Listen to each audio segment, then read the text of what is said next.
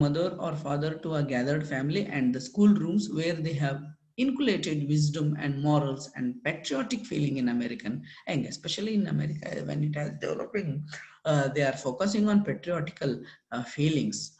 And Ralph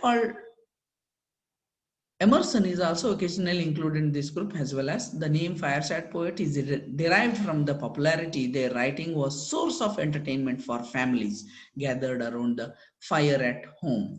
The name was furtherly inspired by Longfellow 1850 poetry collection, The Seaside and the Fireside. Lowell published in the book titled Fireside Travels in 1864, which helped solidify the title. Oxford movement, when the Romanticism comes, when after the Restoration period, till this aestheticism, they are nobody is talking about religious aspects, especially in Victoria and Romantic period. They have neglected these religious aspects, but these Oxford college students, the group of students who has start focusing on the religious aspects. An effort by Anglican clergymen of Oxford University between 1833 and 1845, a renew and Church of England by a revival of Catholic doctrine and practice. Again, the revival of Catholic and doctrine and practices has started. Leaders of this movement were John Henry Newman, Richard Proudley, John Cable, and Edward Pusey. The movement philosophy was known as Tractarianism.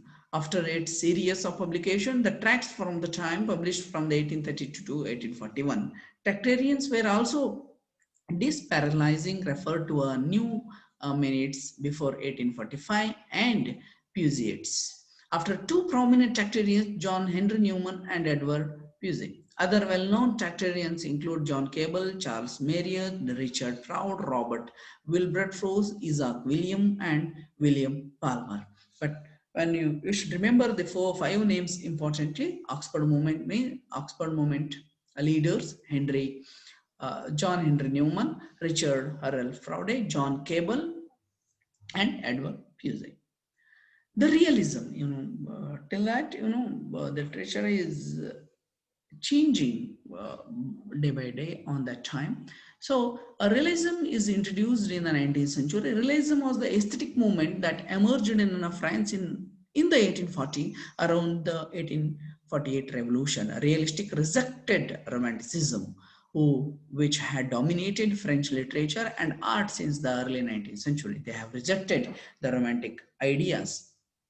Realism revolted against the exotic subject matter and exaggerated emotionalism and drama of the Romantic movement. Instead of it sought to portray real and typical contemporary people and situation with the truth and accuracy, that not avoiding unpleasant or the sordid aspect of life. There are so many more prominent writers comes. Realism is primarily concerned with the how things appear to be eyes rather than the containing ideal representation of the world. How you are.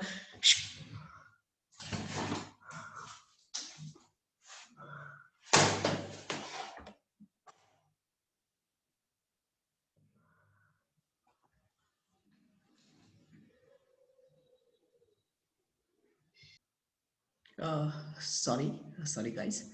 Realism was primarily concerned with the how things appeared to the eyes rather than containing ideal representation of the world.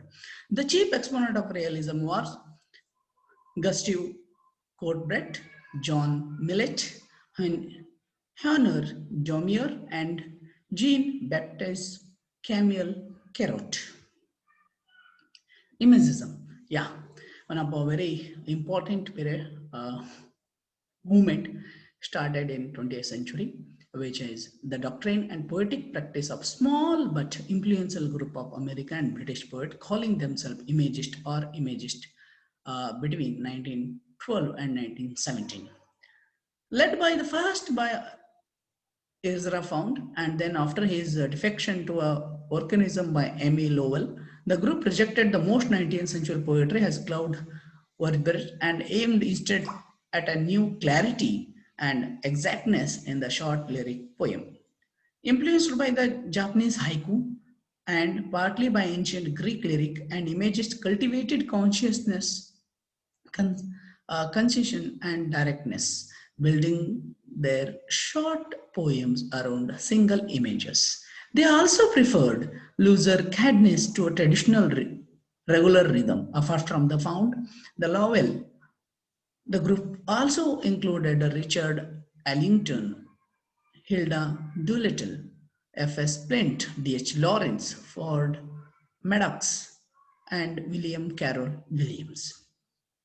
Especially Erza Fond, Amy Lowell, H.D. Hilda Doolittle, and Richard Ellington were very important practitioners of Imagism.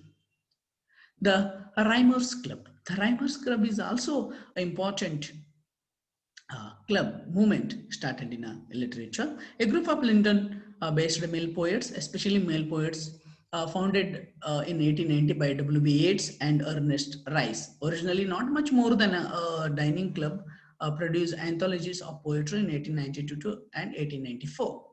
The first entitled The Book of Rhymers Club was published by Alkin Matthews. You should remember this book name and who is the author. The Book of Rhymers Club was published by Alkin Matthews. The second book of Rhymers Club appeared 2 years later in 1894, published by recently margined Alkin Matthews and John Lay.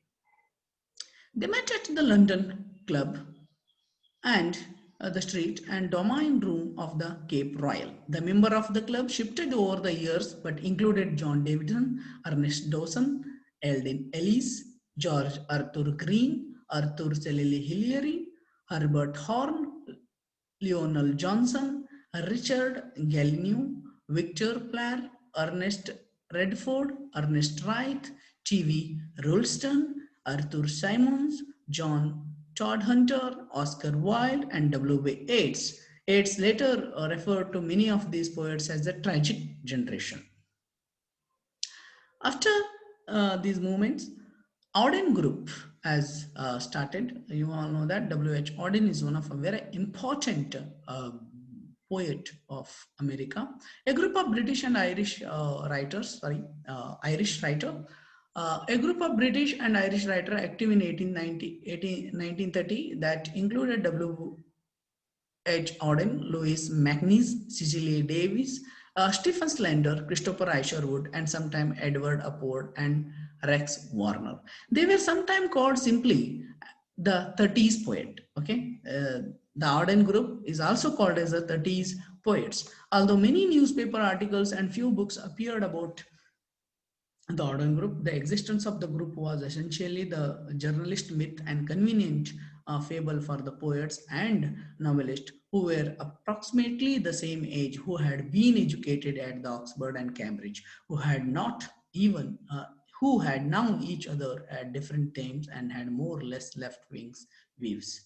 This group is also called as a Max Pandev group, name invented by Roy Campbell in his talking Bronco.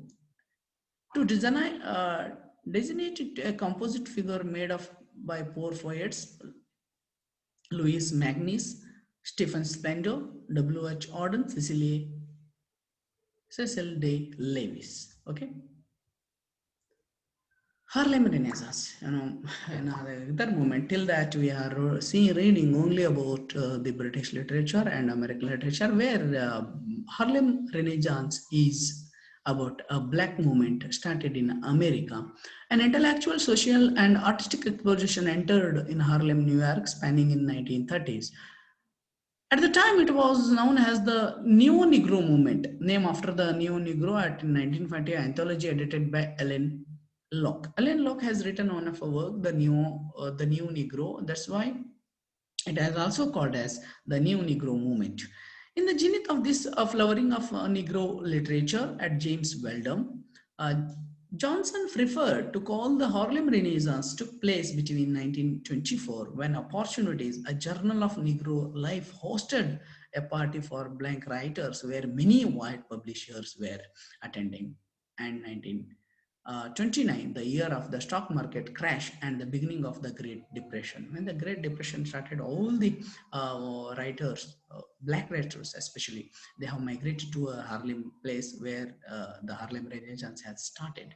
The Harlem Renaissance is considered to have been a rebirth of African American art. Yes, it's a rebirth of African American movement. The Harlem Renaissance was successful in that brought to a black experience clearly within the corpus of American culture history. Not only through exploration of the culture, but an sociological level of the America and the world viewed African American Harlem Renaissance, etc., such as Langton Hughes is one of the important participant of this group. Langton Hughes, Claude McKay, George Dugal Johnson, Jean Toomer, and Jora Neale Hudson. Jora Neale Hudson, their eyes is watching God. It's one of an important novel where she is exploring about the position of a woman in Africa, explored the beauty and pain of the black life, and sought to define themselves and their community outside of white stereotypes. War poetry. War poetry is one of a very important movement started in the beginning of 20th century. The first war was inspired of profound poetry, wording, which atmosphere and landscape of the battle were evoked perhaps more vividly than ever before. The poet, many of whom lost their lives, become a collective voice, illuminating not only the wars, tragedies, and their irreparable effect, but the hope and disappointment of entire generation famous war poets. Famous war poets are Wilfred Owen, John McCrae, Sigmund Freud, Alan Caesar, Apollinaire, Vera Burton, August Strauss, and Robert Brooke. Robert Brooke, Owen, and Sigmund Freud are belong very important war poets of that time. Lost generation. Lost generation is also one of the important movements started in uh, literature. The generation that came age during the World War I, lost in his context, also disoriented, wandering, directionless, recognition that there was a great confusion and aimless among the war surveyor in the early post-war years. The term is particularly used to refer to a group of artists and particularly American expertise writers living in Paris during 1920. Gertrude Stein is credited with the coining the term. Gertrude Stein coined the lost generation. It was subsequently popularized by Ernest Hemingway, who has written a wonderful uh, novel, The Old Man and the Sea, who used in the epigraph for the 1926 novel, The Sun Also Rises. You are all the lost generation. You know, member of lost generation include F. Scott Fitzgerald, Gertrude Stein, Ernest Hemingway, T.S. Eliot, Ezra Pound, Jean Royal, and Sylvia Beach.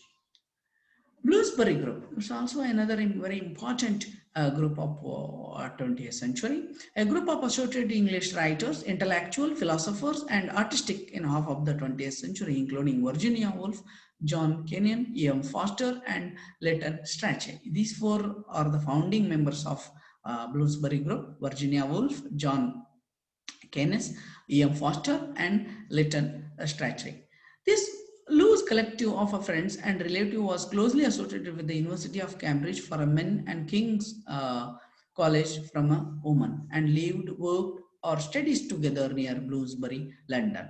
Their work and outlook deeply influenced literature, aestheticism, criticism, and economic, as well as the modern attitudes towards the feminism, pacifism, and sexuality. A well-known quote attributed to the Dorothy Packers: they lived in squares, painted in circle, and loved in triangle. You know how beautifully she has explained about Bloomsbury Group is they lived in squares, painted in a circle, and lived in a triangle. The group had 10 core members: Clive Bell, Vanessa Bell, Ian Foster, Roger Fry, Duncan Grant, John Kinney, Desmond McCarthy, Leighton Strachey, Leonard Woolf, and Virginia Woolf. All male members of Bloomsbury Group, except Duncan Grant, were educated at Cambridge. Stream of consciousness. It's another movement started in 1920s, especially by James Joyce, Virginia Woolf, and Dorothy Richardson. A method of narration that described happening in the flow of thoughts in the minds of the characters. The term stream of consciousness is coined by the philosopher and psychologist William James in the Principle of Psychology in 1890. The term is often used as a synonym of interior monologue, but they can also have distinguished in two ways. In the first sense, the stream of consciousness is the subject matter, while interior monologue is the technique of presenting it. Thus, Marcel Foucault novel In the Search of Lost Time. It's all about a stream of consciousness, especially the connection between sense impression and memory, but it is not actually used in the interior monologue. In the second sense, the stream of consciousness is a special style of interior monologue, while an interior monologue always presents a character's thoughts directly without the apparent intervention of summarizing the selecting narrator. It does not necessarily mingle them with the impression and perfection, does not necessarily violate the norms of the grammar, syntax, and logic. But the strength of a consciousness technique also does one or both of these things. An important device of modern fiction at its later imitator technique was pioneered by Dorothy Richardson in The Pilgrimage and the James Joyce, The Ulysses, and The Portrait of an Artist as an Young Man. The further developed by Virginia Woolf, The Mr. Dalloway, and To the Lighthouse, and William Faulkner's The Sound and Fury. The Sound and the Fury. They are the very important works in a stream of consciousness technique. The Black Movement is started in America. The Black Movement poets, sometimes called projectist poets, were grouped in mid-20th century American avant-garde or postmodern poets contended on Black Mountain College in North Carolina. Although it lasted only 23 years and enrolled fewer than 1,200 students, Black Mountain College was one of the most fabled experimental institutions at the art education and practice. In addition to Olson, the poet most closely associated with the Black movements include Larry Agner, Robert Duncan, E. Broom, Paul Blackmon, Hilda Morley, John Villeneuve, Denius Laurto, Robert Kearley. These are the practitioner of Black Mountain poets. Black art movements is also there, which is also called as a BAM.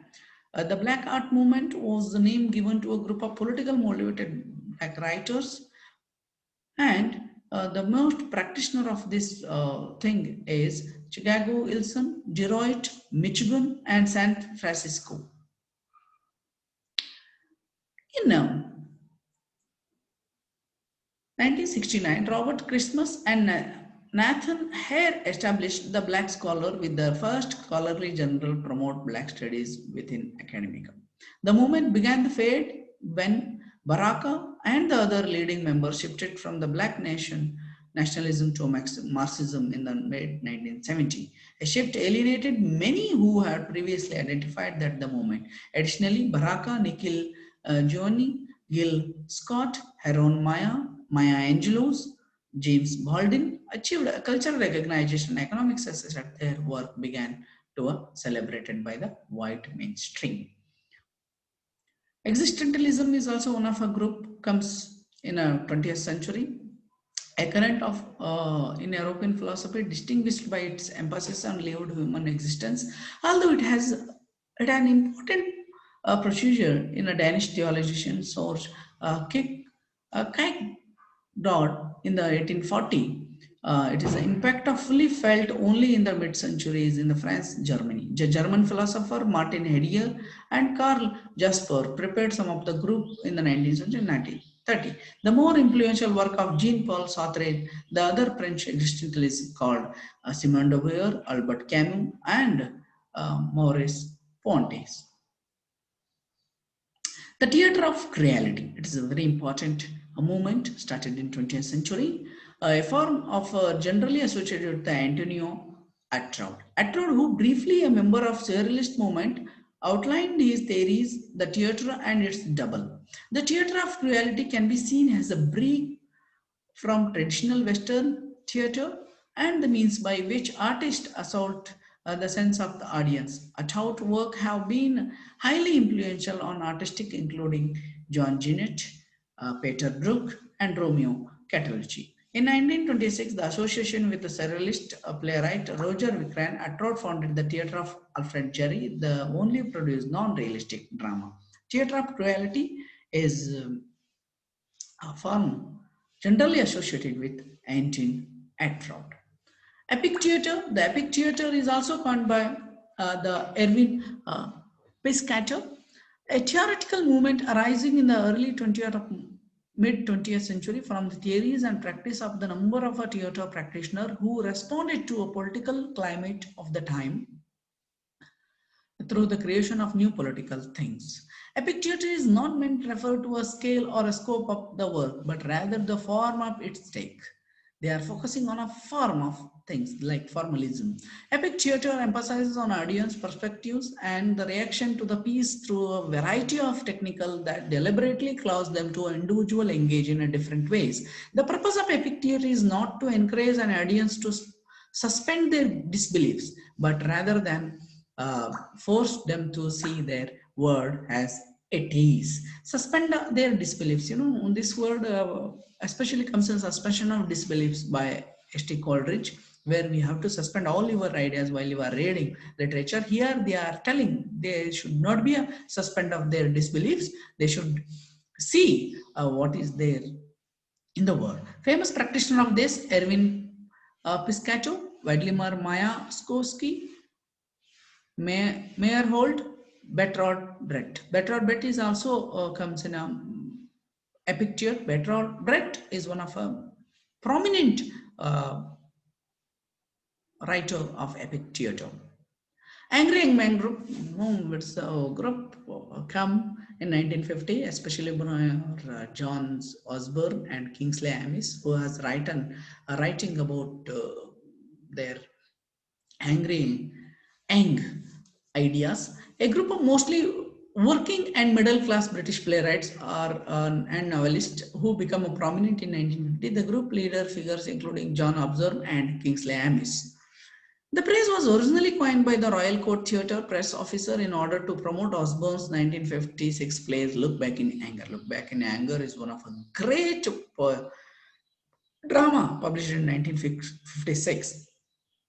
It is thought to be derived from the autobiography of Leslie Paul, a founder of Woodcraft Folk, whose Angry Young Man was published in 1951. Following the success of Osborne play, the label Angry Young Man was later applied to a British media described young writers who were characterized by disillusionment of the traditional British.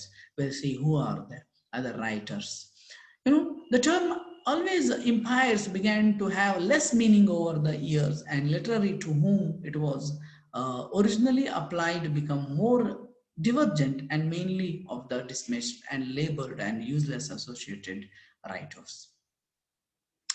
Associated writers of Angry Young Man Group: Kingsley Amis, John Osborne, Stan Bradstow, Edward Bond, John Clare, Michael Hastings, Thomas Hindley, Stuart Hallward, Bill Hopkins, Bernard Cobbs, John Arden, Harold Pinter, Alan Sillitoe, David Storey, Kenneth Tyne, John Wayne, Kenneth Waterhouse, Arnold Wesker, and Colin Wilson. These are all the practitioners of Angry Young Man Group.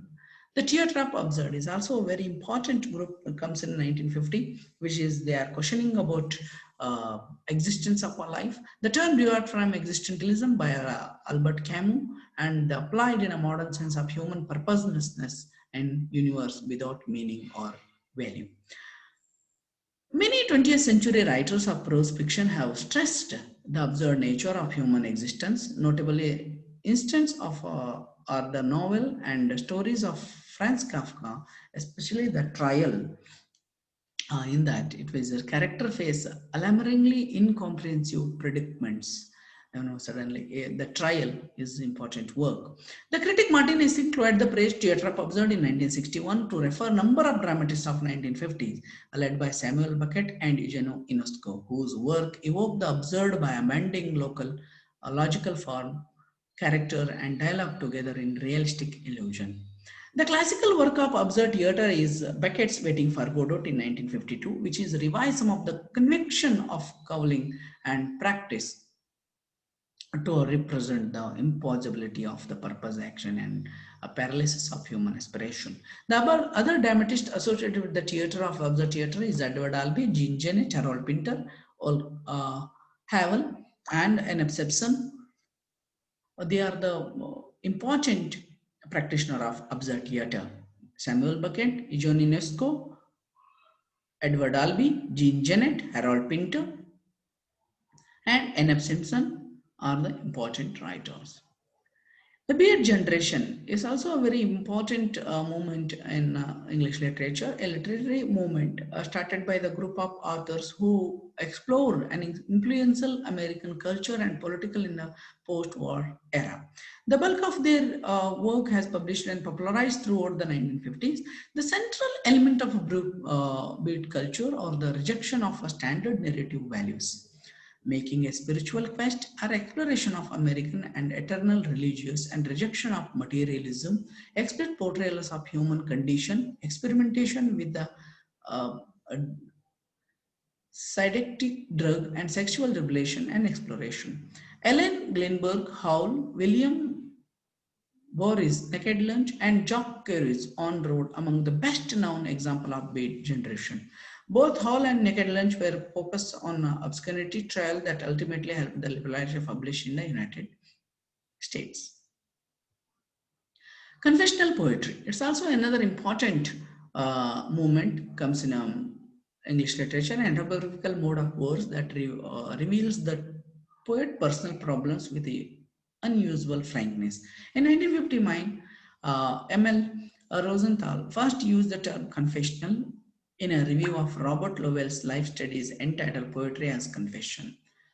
The term is usually applied to a certain poets of the United States from late 1950s and late 1960s, notably Robert Lowell, whose life studies and For a Union Date deal with his divorce and mental breakdowns. Lowell's candor had been encouraged in a part of that the gay poet Allen Ginsberg in Howl and the intensely personal poetry of Theodore Roethke. Other important example of confessional poetry is Anne Jackson's The Beldam, Part Way Back, All My Pretty Ones, including poem Abortion and the Life of Mental Hospital, John Berryman's Dream Song, on Alcoholism with and Insanity, Sylvia Plath's poems on suicide in Ariel, and W.D. Snodgrass' The Heart Needle on divorce. The term is sometimes used more loosely to refer to any personal or autobiographical poetry, but it is distinguished since depend on the candid expression of what were at the time of writing virtually unmentionable kind of private distress. The movement started in 1954, a term coined by 1952 J.D. Scott, literary editor of the Spectator magazine, to describe a group of writers such as Philip Larkin, Kingsley Amis, Donald Davies, Dees Enright, John Wayne, Elizabeth Jennings, Thomas Gunn, and Robert Quetz. The movement was essentially English character and poets from the other poets of United Kingdom were not involved. The movement were considered anti-romantic, but Larkin and Hughes featured romantic elements. To these poets, good poetry meant simple, sensuous content and traditional, conventional, and dignified form. The movement produced two anthologies, Poets of the 19th Century, edited by D.J. Enright, published in Japan, The New Lines. It's also the anthology as published in 1956. Poets in original New Lines anthologies on 1956, including Kingsley Amis, who is one of our important writer who has written Lucky Jim is a campus novel, Robert Conquest, Donald Davies, D.L. Enright, Thomas Gunn, John Holloway, Elizabeth Jennings, Philip Larkin, and John Wayne. In 1963, a sequel to our original New Lines anthology is titled in two lines in the Things. It is included many other writers from the original anthology as well as younger English poets like Thomas Blackburn, Edwin Brooke, Hilary Clark, John Fuller, and Ted Justice, Edward Smith, Anthony Trollope, and Hugo Williams. This is all about the movements of English literature. It's my second video. If you have any doubts, you can call me, or if you have any find any mistakes in that, please forgive me for that. Once again, I thank to Dr. G.K. Badigir sir, Dr. Basavaraj Talur sir, and Uma madam for giving me opportunity to express my ideas on this platform. Thank you, one and all.